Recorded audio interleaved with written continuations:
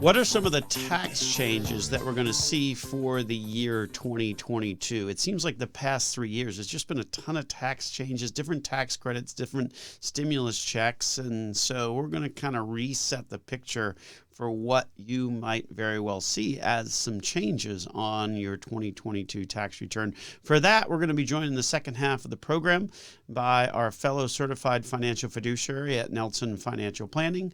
Christina Lamb also happens to be an IRS enrolled agent. So we'll get her take on those big tax changes for the upcoming tax season as the current tax season rolls to an end. You still got a little bit of time to file that return, assuming that you filed an extension in the first place.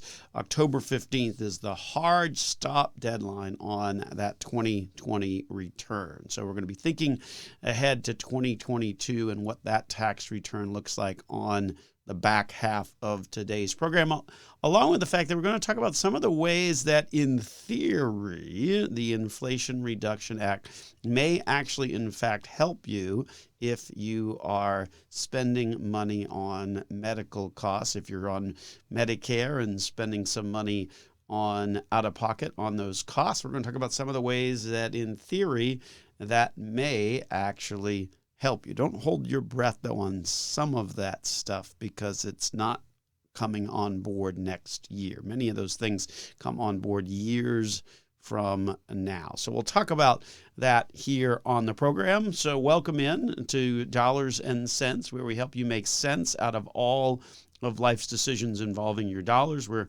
Central Florida's longest running radio program, coming to you on a host of radio stations throughout the Central Florida region. Also happen to be one of the top 25 financial planning podcasts on the World Wide Web. So make sure you check us out there or on your favorite podcast channel platform of choice. My name, Joel Garris. I am a certified financial planner, certified financial fiduciary at Nelson Financial Planning. So we thought we would start this week's program with a little bit of a follow-up on the conversation that we were having last week. If you recall last week's program, we were talking about some of the big regrets that people have with respect to retirement and, more importantly, how you might be able to avoid them. One regret that we talked about last week was that folks oftentimes wish that they had invested better or maybe invested different, particularly if planning to retire. You certainly want to achieve some rate of return over time. Well, this past week, we happened to see a statistic that caught our attention that sort of goes hand in hand with that piece that we were talking about. And that is the statistic that measures how much money is sitting in cash, is sitting in money markets specifically. And the number is going to surprise you because according to the current statistics, as of mid-August, there was an extra $1 trillion, or about 30% more than where those levels were prior to the pandemic. Folks, that's an awful lot of money that is just sitting, not really making a whole lot of a return. Remember, money market returns and the like, yes, you get the ability to avoid fluctuation of any principal typically on those, but it comes with a very low rate of return. The problem with low rate of returns is if you've got high inflation, well, then you're not actually making money, you're losing money in that proposition. That's going to affect your investment return over time, thereby turning into less dollars when it comes to retirement. So you want to make sure you avoid that retirement regret, if you will. And certainly an interesting statistic that goes hand in hand with the conversation that we were having last week. Now, of course, if you're the government, $1 trillion doesn't really matter, unfortunately, because that's the same amount that the amount of the national debt has increased so far this year in 2022. So if you're keeping score at how bad the liability side is to the old U.S. government balance sheet, you will need to add a +1.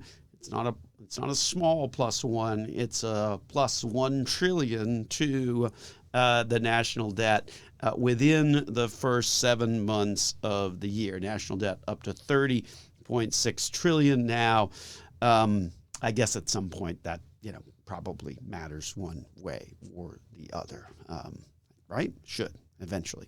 In other news, this coming week, we're starting back up our usual lineup of educational events for our clients. Kicks off this coming week on Wednesday. We host a series of educational dinners throughout the course of the year that ultimately gives our clients the opportunity to engage and learn about what's going on in the economy and help to ultimately get some perspective and some good information about their investments and what's going on sort of behind the headlines. So we certainly like to emphasize, and certainly we believe that ultimately giving people more information and more perspective, if you will, certainly helps folks to ultimately make better decisions. So we certainly look forward to kind of getting the fall kicked off with our clients and our educational dinner conversation. We're going to sort of take a trip around the world and talk about some of the different global events that are occurring that ultimately are affecting our economy back here at home. So if you're a client of the firm at Nelson Financial Planning, make sure that you RSVP as soon as you can, because obviously these days we need accurate numbers for events. And speaking of information, I want to turn your attention briefly to our website, because every month we do a blog post on that. And so this past week we wound up putting up another blog post on it. This one talks about a range of topics, as they always do. We don't just limit our blog post to just one topic. We talk about a range of topics. We encourage you to check that out on our website. Among the topics that we talk about in the most recent post is a conversation about ESG funds. It seems to be a sort of a catch-all, if you will, these days that doesn't really have any real definition unless someone says it does. So we view that as more of a marketing piece by the financial services industry that introduces a lot of subjective factors into how your money is getting managed. So certainly our view on those is not as bright as others might express. And I think when you start digging into it a little bit more, you'll find that you may also come to the conclusion that, hey, some of this stuff is kind of a little bit more subjective than it really needs to be. Certainly investing has a lot of subjective factors, no question all on that. But sometimes when those factors get more to the personal opinion of the people that are managing your money, then perhaps that's not a good idea. So at the end of the day, talk a little bit about those ESG funds that are out there. Also, we raise the question of what you should be asking yourself before you retire. Things like at what age you should retire, because obviously different ages have different approaches. Will I have enough money to retire? What are some of the smart decisions I can make with my money in retirement? And then understanding your investment costs. And that's a really important topic for everybody to appreciate. So check out our blog post on the website at Nelson Financial Planning for more on those topics. We'll take a break and return after these messages. The Inflation Reduction Act. You've heard a lot about it. It wound up getting signed by President Biden about a month or so ago. So it is, in fact, the law of the land, if you will. Not sure it will actually operate the way its title so suggests, but that's a different conversation. The reality is, though, it had two things that it focused on primarily. Climate change by virtue of a bunch of tax credits, things in incentives for businesses and consumers to redirect their funds to more energy efficient types of options. But it also had a lot of changes as it relates to Medicare as well. And that's the piece that we're going to focus on. We're going to talk about some of those tax credits and things like that on a future show. This segment, we're going to talk a little bit about what the impact is going to be on you if you are on Medicare. So certainly wanted to talk more about those prescription costs and those healthcare costs, because as certainly we all know, the cost of healthcare continues to rise. Seniors, retirees bear the brunt of those costs because the reality is that they spend a higher portion of their dollars on those types of costs, right? As you get older, you have a tendency to have more health problems than when you were younger. So welcome to the program. This, of course, is Dollars and Cents, where we help you make sense out of all of life's decisions involving your dollars. Central Florida's longest running radio program, coming to you on a host of radio stations throughout Central Florida. Also happen to be one of the top 25 financial planning podcasts on the World Wide Web. So make sure you check us out on your favorite podcast channel of choice, or if you want to see us live and in person doing the show, you can go to our YouTube channel as well. If you have any problems finding our channel on your favorite platform of choice, just go to our website, Nelson Financial Planning, and look in the upper right-hand corner. You'll see a bunch of icons.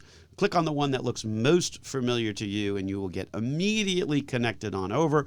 Once there, make sure you subscribe, because that way you'll get notified when, in fact, we upload new content during the course of the week. So, my name, of course, is Joel Garris, Certified Financial Planner and Certified Financial Fiduciary at Nelson Financial Planning, where our team of Certified Financial Fiduciary stands ready this week to help you change your life with a successful and cost-effective financial plan. So the Inflation Reduction Act, two parts, climate change and changes to Medicare. We're going to focus on the Medicare part. And basically there are four main pieces, or four main features, if you will, that could certainly have an impact on healthcare costs for retirees. And so we'll go through those four parts and kind of give you some perspective on exactly what's going on as it relates to those four changes that are coming through the Inflation Reduction Act, specifically for as it relates to Medicare. So number one is sort of the Act gave Medicare the ability to haggle and negotiate drug prices, right? So that makes sense, right? If I'm a big consumer, if you were, or a big conduit for people to ultimately that need prescription drugs, well then shoot, I should be able to kind of at least help to sort of negotiate that pricing.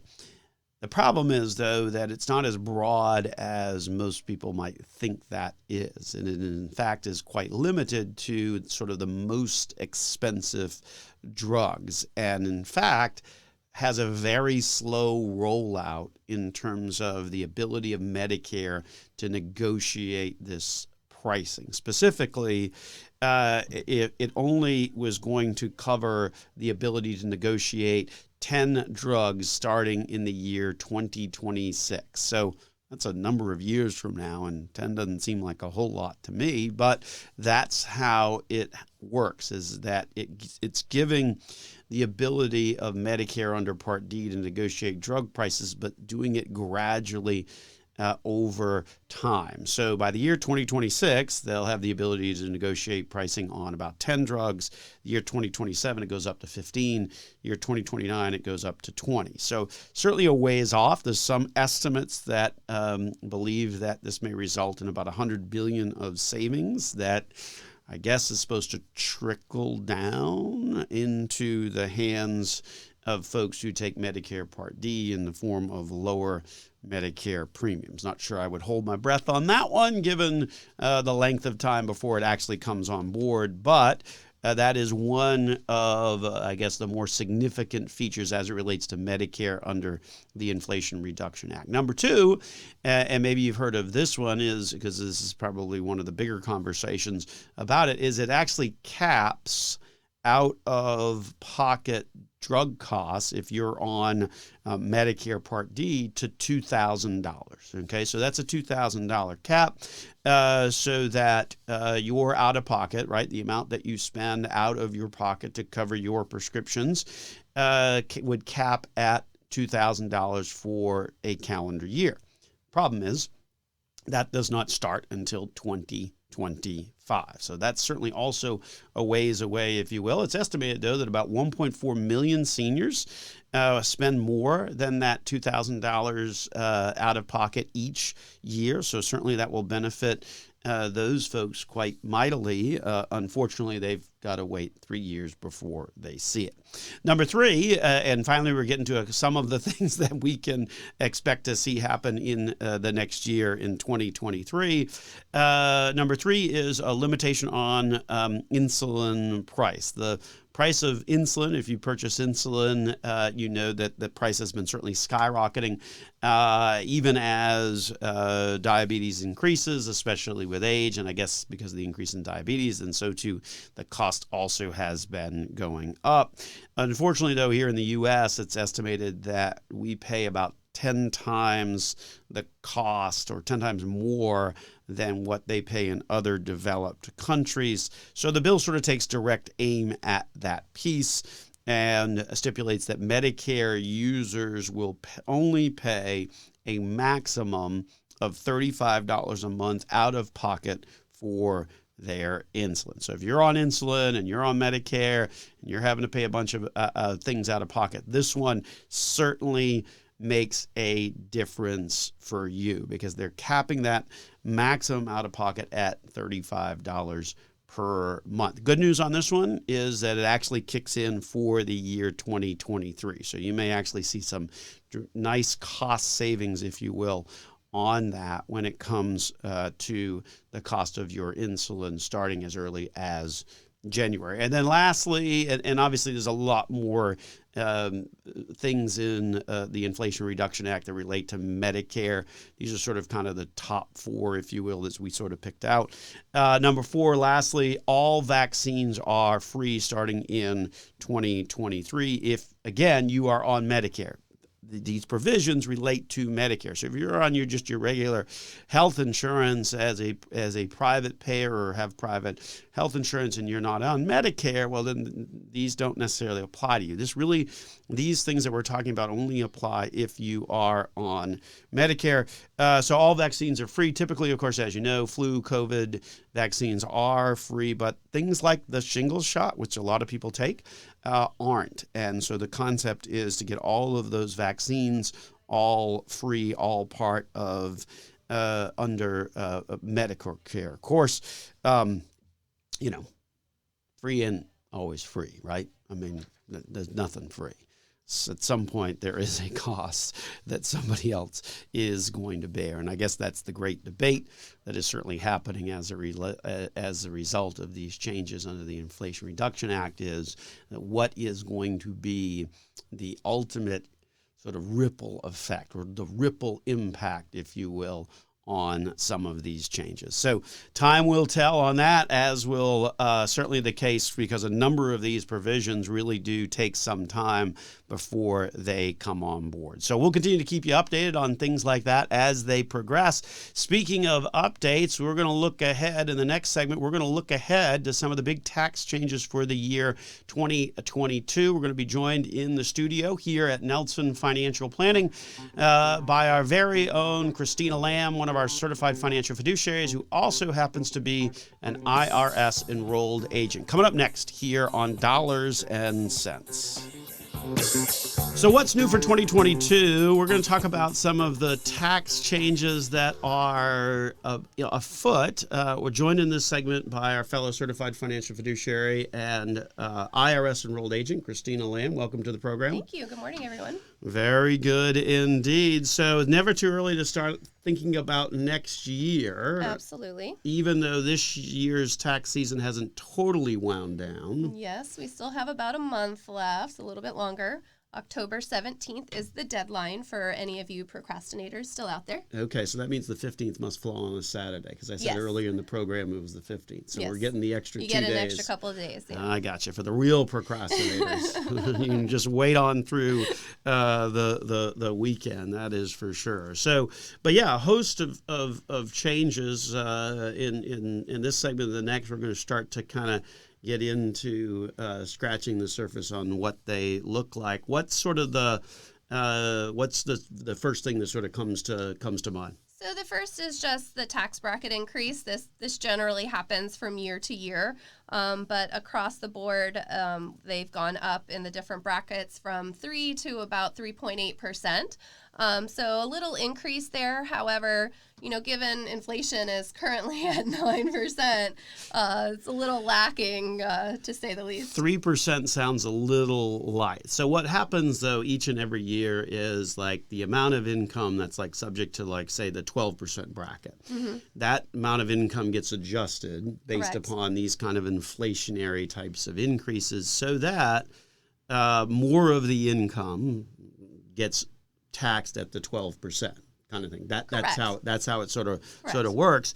But in a year where you've got high inflation and those dollars aren't worth as much, mm-hmm. then 3-4% isn't the same as 8 or 9. And they generally don't go back down. So I guess there's some understanding as to why they're a little less than the 9%. Yeah, it is. One of the things that we see, speaking of inflation and inflationary increases, the biggest thing that we see is that there has never been an inflationary increase on some of the thresholds that exist for taxation of Social Security, and I think that's a real issue that folks are seeing on a regular basis. Yeah, I would agree. Absolutely. Because those thresholds haven't been increased, then more and more Americans are seeing that their Social Security is in fact taxable, and they need to pay taxes on that Social Security. And when the program originally started, that certainly wasn't kind of the intention. It was only meant to sort of capture tax on the people that were making higher levels of income. But because the threshold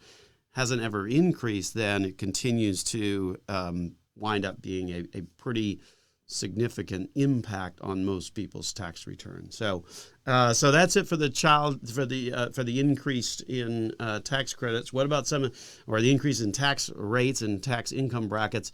Certainly there was a lot of tax credits that happened over the past couple of years. So catch us up on what's happening on those. Yeah, so the first one that comes to mind is the child tax credit. So if you recall, in 2021, you would receive a tax credit for every child who is a dependent on your return under the age of 17. Now, last year we got $3,600, and I say we because I have a child, but you could get up to that amount, and it was also given to you in advance payments.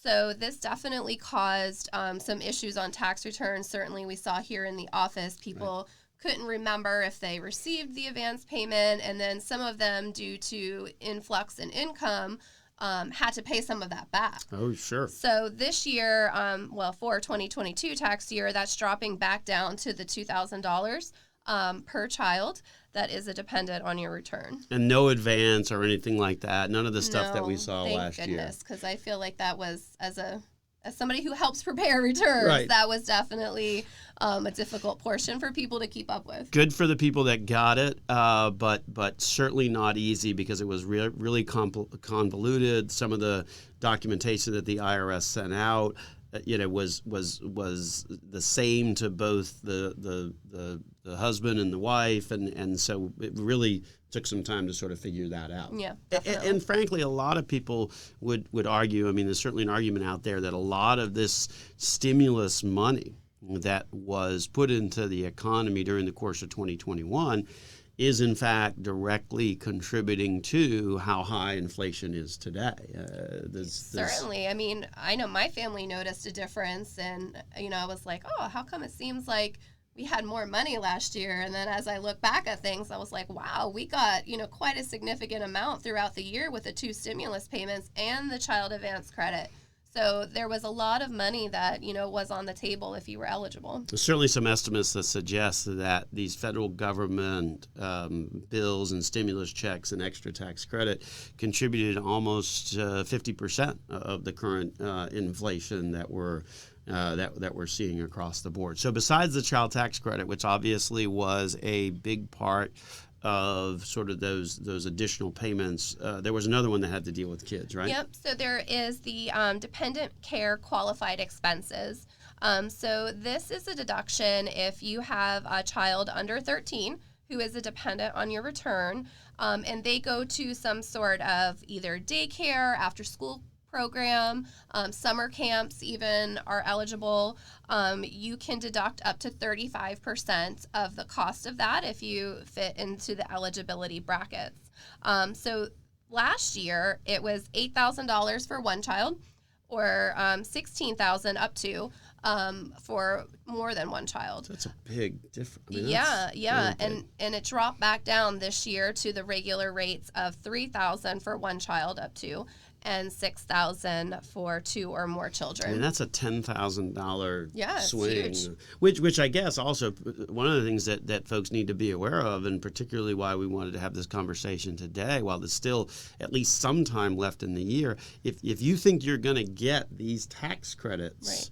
For the next year, you're not. They're gone. So if you got a refund by virtue of these credits, you're going to have a surprise come April where you're going to owe money because you do not have these types of credits on the return looking ahead to 2022. So it's not too late to try and plan, if you will, for that. Maybe boost the tax withholding, things like that Right. work, things like that to help Extra avoid retirement contributions could also help. Sure. Potentially. Sure. No, that's exactly right. So those are kind of the big tax credits that were happening. We'll shift over sort of to the itemized side of things. So a couple of different things going on that front as well. Sure.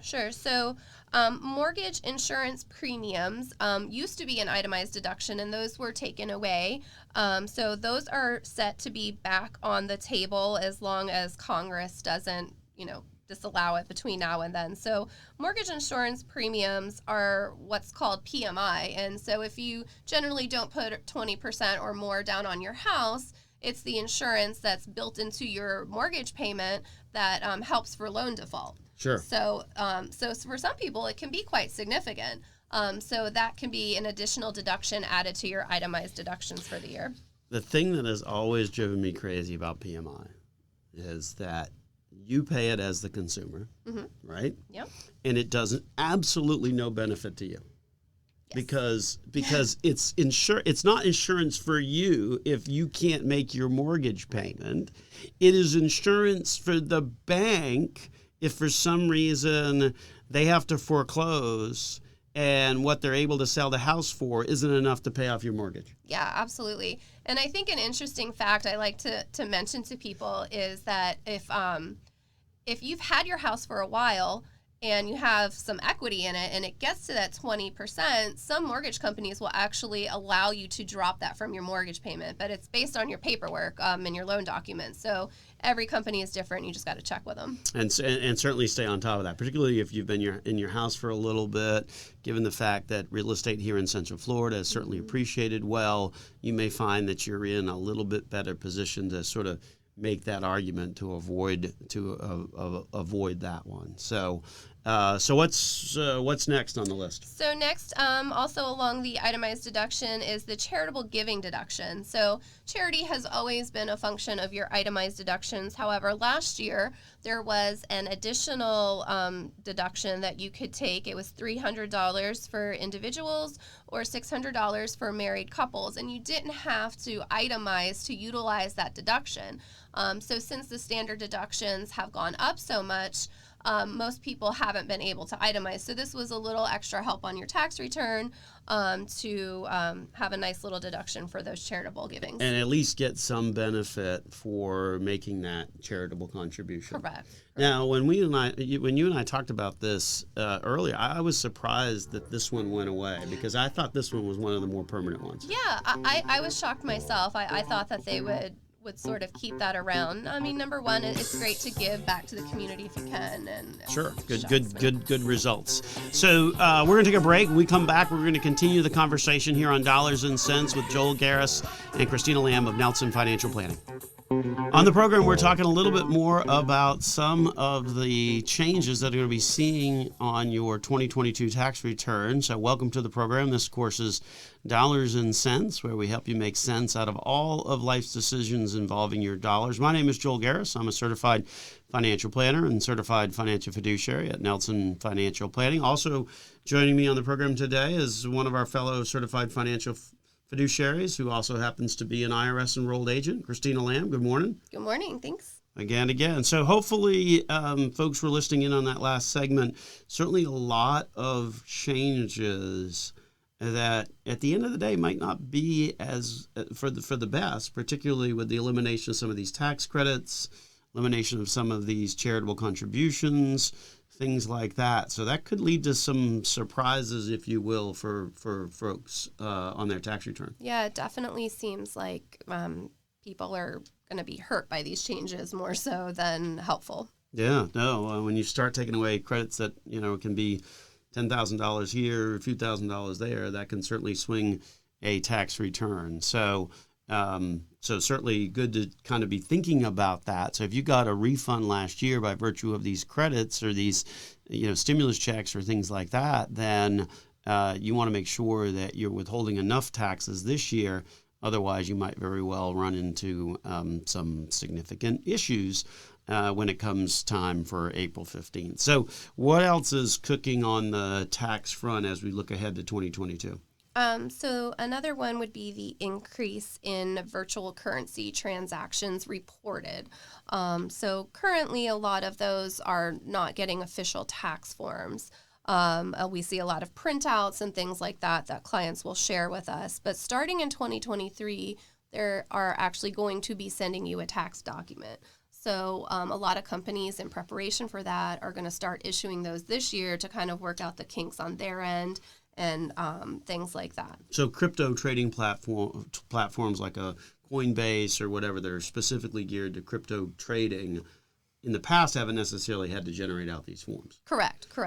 And now they are. Yes. That's going to make a difference in terms of enforcement, that's for sure. Yes, and it's in essence a way for them to track it, very similar to a sale of a stock or anything like that. It'll probably be on like a 1099-B and have to be reported. So interesting. Yeah, that's certainly a change in terms of enforcement that they're looking at.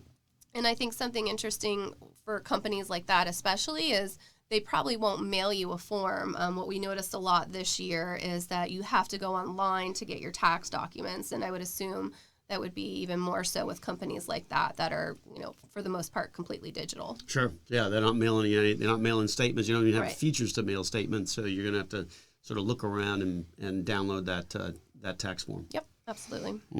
So what else is on the list? So we have some business deductions. The next one is for 100% of meal deductibility.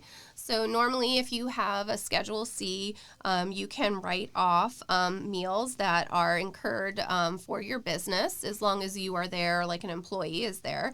It used to be deducted at 50%. And now for 2022, it's going to go up to 100%. So it's a pretty significant increase if that's an expense that you have in your business. Sure. So like this past week, we brought lunch into the office, things like that. We did our little bingo lunch. And so that is now 100% deductible rather than traditionally 50% deductible. So I guess I need to order better food. So now it's more of a you can have a little bit more of a deduction. Right. And the office will appreciate it. So nice little benefit. Now that one goes away after next year, if I recall correctly. Correct. So the whole point of having that is basically to help restaurants a little bit with the recovery from the pandemic. All right. So tell us a little bit about this 1099K stuff, because we're going to be hearing a lot more about that. We're going to scratch the surface. We're probably going to have you back to do an in-depth conversation on this piece. But tell us a little bit about this 1099K stuff that's percolating out there. So a 1099K is a tax form that's issued for any payment card transactions or third-party network transactions. These are used to report credit or debit cards for goods and services that you use through providers. So this could be like Etsy, and people pay through a credit card, or another reason that they're kind of starting to track this more is for ticket resales. And eBay is another one. Amazon actually is a third-party provider for a lot of people as well. So anytime I do a sale or a transaction on those types of platforms, what in the past has happened, it was sort of up to me if I was kind of doing it as a business, that I had to kind of report it and things like that. Now, again, and this is all part of the increased compliance that we're seeing sort of across the board from the IRS, the more you set things up to generate out paper that can be tracked, that can be copied to the IRS, then the more you're going to have to kind of lean into getting good information on your tax return. And this is exactly why the IRS is doing it. They feel like a lot of that income is going unreported because there really is no documentation on it. Right. And it's up to the individual. And sometimes people don't even realize they have to report it, quite honestly. But what is interesting is in the past, these 1099-Ks were issued for $20,000 or more in gross sales. And now that's dropping all the way down to $600, which is huge difference. And something to keep in mind, it's not $600 per transaction. It's $600 in gross sales, and that's going to include the cost of your product and service fees and all of that stuff. That's going to pick up so many people, along with the fact that now you've got to prepare a different schedule on your tax return, the cost of tax preparation go up, things like that. I mean, that is just an unbelievable change that I think many people are going to have to adjust accordingly. I got a couple of last few changes on mileage and plan contribution limits. What are those bouncing up to next year? Yeah, so the biggest one is business mileage. It's going up 2.5 cents. Also not keeping up with the inflation of our gas prices. You said 2.5 cents. 2.5. Up 2.5 cents. 2.5. On So your price per mile. 58.5. Okay. That's an odd one. Okay. Yep.